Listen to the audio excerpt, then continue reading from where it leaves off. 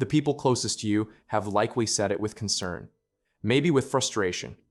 They had told you that you feel things too deeply, that you need to develop a thicker skin, that your tears arrive too easily and too often. You have probably said it to yourself. You have sat with the embarrassment of crying during a performance review. You have felt the shame of tearing up during a disagreement that everyone else seemed to take in stride. You have apologized for your own emotions more times than you can count. Here is what no one told you. That diagnosis you accepted was wrong. You are not emotionally broken. You are not weak. And you are not overreacting to a world that everyone else seems to handle just fine. You are operating with different hardware, and once you understand the hardware, everything you have been told about yourself will reverse. Let me show you what is actually happening inside your nervous system. Now you have to ask the obvious question.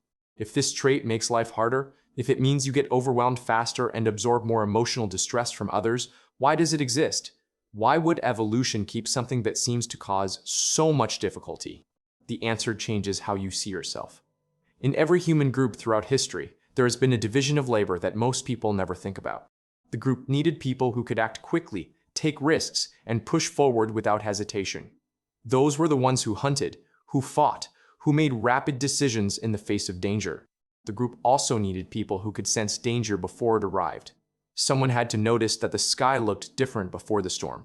Someone had to feel that the neighboring group was not trustworthy. Someone had to read the subtle signals that indicated conflict was brewing before it erupted. That was you. In the ancestral environment, your sensitivity was not a weakness, it was a survival system for the entire group. While the fast processors charged ahead, you were the one scanning for what everyone else missed. You were the early warning radar. The world today is not the ancestral environment. Modern society is built by and for the fast processors. It is loud, it is fast. It demands quick reactions and rewards those who do not hesitate. It treats constant stimulation as normal and expects everyone to function within that noise. You are trying to operate high-resolution radar in an environment designed for people who see in standard definition. Of course you feel out of place. You are not supposed to function optimally here. Your hardware was not designed for this. This leads to a pattern that you know well. Because you process deeply and absorb constantly, you reach your limit faster than others. After a day in a stimulating environment, you crash. You need to withdraw. You need silence. You need to be alone. You have probably interpreted this as a character flaw. You have told yourself that you should be able to handle what everyone else handles. You have pushed through the overwhelm and then felt ashamed when your body forced you to stop. Here's the mechanical reality. Your brain has a working memory system.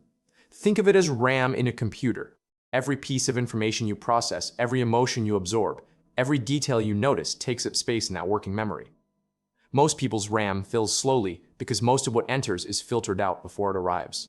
Their working memory handles a manageable load. Your RAM fills constantly because nothing gets filtered. Everything arrives, every detail, every emotion, every subtle shift in the environment. When your RAM is full, your system slows down.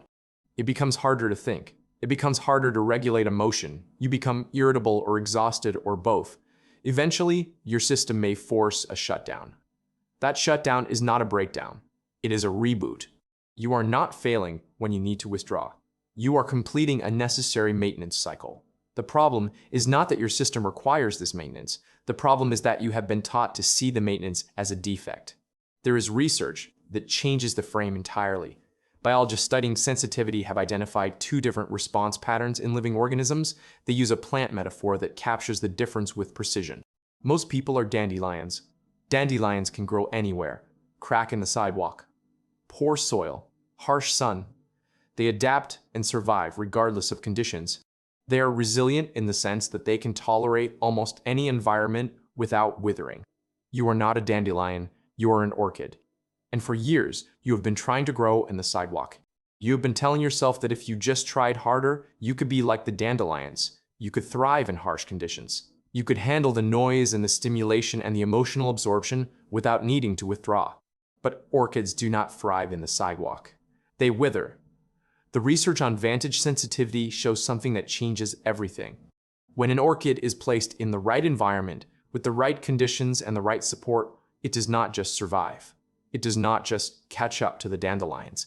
It surpasses them. The orchid produces a complexity and depth of bloom that the dandelion cannot achieve. The sensitivity that caused withering in the harsh environment becomes the source of superior functioning in the right environment. You do not need to become less sensitive. You need to become more selective about your environment. This is the shift that changes everything. Stop trying to change your hardware. You cannot install a filter that was not part of your original design. Every attempt to become less sensitive is an attempt to fight your own biology. That fight is exhausting because it is unwinnable. Instead, change the question you are asking yourself. Stop asking how to handle overwhelming environments. Start asking which environments are worth handling. The people who drain you with their emotional neediness do not need you to absorb them. You can limit exposure. The places that overload your senses do not require your presence. You can leave early. The situations that demand shallow processing and quick reactions are not the only situations available. You can find spaces that reward depth. This is not weakness. This is environmental intelligence. You are learning to place yourself in conditions where your hardware becomes an advantage rather than a burden. In the right environment, your ability to read people becomes leadership. Your depth of processing becomes strategic insight. Your emotional absorption becomes genuine connection. The goal is not to survive the sidewalk. The goal is to find the greenhouse. When someone tells you that you are too sensitive, they are describing a mismatch. They are telling you that your response does not match their expectation. They are measuring you against their own hardware and finding you different. They are not wrong about the difference. They are wrong about the diagnosis. You are not too sensitive. You are sensitive in a world that has forgotten how to value sensitivity. You feel deeply in a culture that rewards numbness. You process slowly in an environment that prizes speed. None of that makes you defective. The world has enough people who do not feel. It has enough people who miss the subtle signals. It has enough people who charge ahead without sensing what is coming. It does not have enough people like you. Consider what you actually bring. You notice when someone is struggling before they say a word. You pick up on tensions that others walk right through. You feel the weight of moments that deserve to be felt. You register beauty that faster eyes skip past. These are not bugs. These are functions. The same system that makes you cry also makes you see. The same depth that exhausts you also connects you. The same sensitivity you have apologized for your entire life is the thing that allows you to genuinely register the world instead of just passing through it. Here is the truth that changes everything. Your tears are not a malfunction. They are a release valve on a system that processes deeply. They are what happens when a high-resolution instrument encounters something that matters. They are evidence that you are fully online. The next time your eyes fill and you feel the old shame rising, pause. Recognize what is actually happening. You are not breaking down. You are processing something that matters. You are feeling something that deserves to be felt. Do not apologize for it. Do not explain it away. Do not wish it gone. The world does not need you to be thicker-skinned. The world has enough thick skin. The world needs the people who still register, the people who still feel, the people who still notice what everyone else has learned to ignore. That is you. You have spent years believing you were too much, too emotional, too sensitive, too soft. You were wrong.